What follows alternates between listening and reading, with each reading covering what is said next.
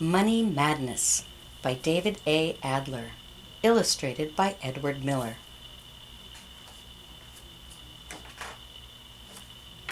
What's all this money madness? People talk about money and work for it. They seem to always want more of it. Take a look at a dollar bill. There's a nice portrait of George Washington on it, but it's just paper. Why do people want money? People want money because it could be used to buy things. Now, imagine a world without money. If you were hungry and there was no such thing as money, how would you buy a loaf of bread? You would have to bake your own. Without money, how would you get the ingredients for the bread? If no one would give or sell you flour, you would have to grow wheat, harvest it, grind it, and sift it before you could have the flour for your bread. If there was no such thing as money and you needed new clothes, you would have to make them. Imagine if you had to knit your own sweater. Imagine if you had to raise a sheep and shear it, spin the wool to make the yarn, and then knit the sweater yourself.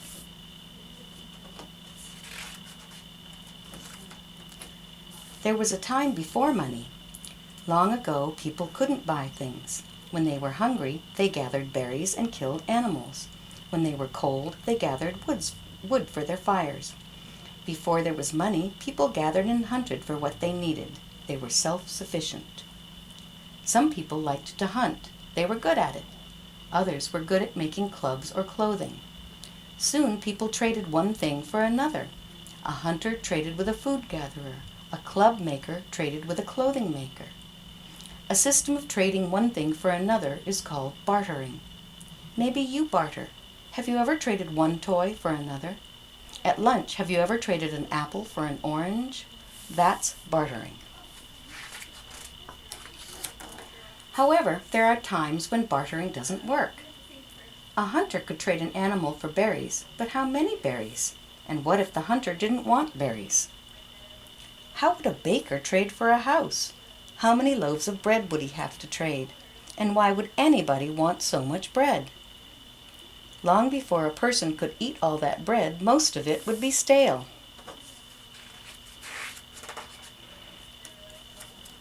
A hunter who didn't want berries might be willing to trade them anyway if he knew he could then trade the berries for something he did want.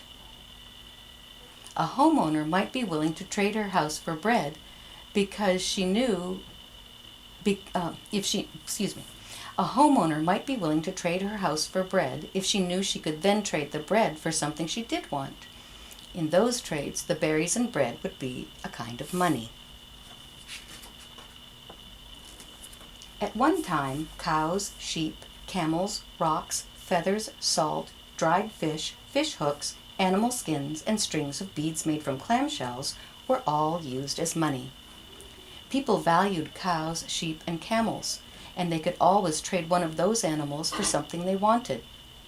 But what if something was worth just half a cow? You wouldn't want to cut a cow in half to buy something. What if the sheep or camel you wanted to trade was sickly? You might have trouble trading it.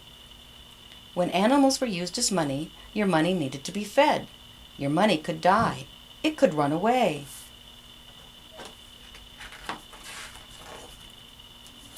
Rocks were another early form of money. Rocks came in different sizes, but they're heavy to carry around. Feathers were used as money too. Feathers are light, but they can blow away. What was needed was something that wouldn't get sick, didn't have to be fed, wasn't too heavy or light, came in different weights or sizes, and most people wanted.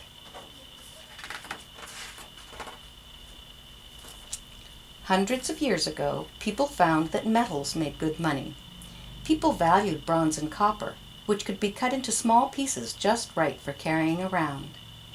To know how much each piece was worth, people just had to weigh it. The heavier the piece of metal, the more it was worth. These pieces became the first coins.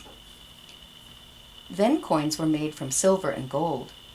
People wanted silver and gold, so they were happy to trade for silver and gold coins. But carrying many coins is difficult, so paper money was invented.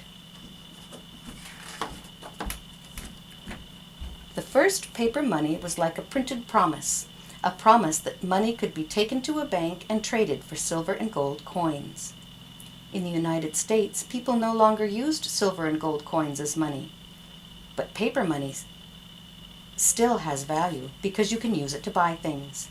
You can use paper money to buy bread, furniture, and clothing. You can use it to buy a house. You can even use paper money to buy silver and gold.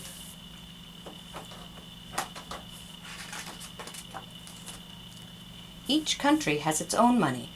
In the United States, people use dollars. In Mexico, people use pesos. In Israel, new shekels. In Russia, rubles. In China, yuan. In Canada, dollars. In South Africa, rand. And in Brazil, reais. People in many countries in Europe use euros.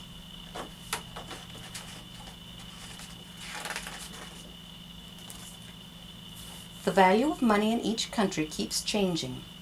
1 US dollar may be worth 10 Mexican pesos one day and a little more or less the next day.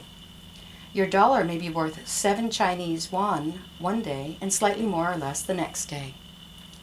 The value of each country's money goes up when prices go down in that country.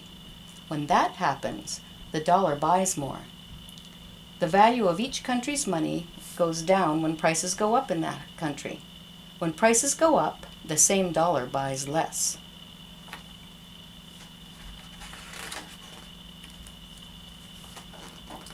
When prices go down, the value of a dollar goes up. For example, when a scoop of ice cream costs $1, each dollar buys 1 scoop. If prices go down and a scoop of ice cream now costs just 50 cents, a dollar buys double what it bought before. Now a dollar buys 2 scoops of ice cream. The value of a dollar in relation to ice cream went up. As prices in a country go down, not just for ice cream, but for many, even most things, the value of its currency goes up. Checks and credit cards are money too, because they can be used to buy things. Some people even use digital money. With digital money, there is a computer record of the money in an account. When you spend that money to buy a book or download music, the amount you spend is subtracted from your account. Even though you cannot see digital money, it is still money because it can be used to buy things. We no longer live in a world with just hunters and food gatherers. We live in a world with dancers, teachers, doctors, astronauts, dentists, and bakers. Without money, it's hard to imagine what a dancer would trade to buy a car. Without money, it's hard to imagine what a teacher would trade to buy a sweater. It's hard to imagine a world without money. Now reach into your pockets. Do you have any coins? Do you have any paper money? If you do, you're probably pleased. You know with money you can buy things you want. With money you can buy things you need.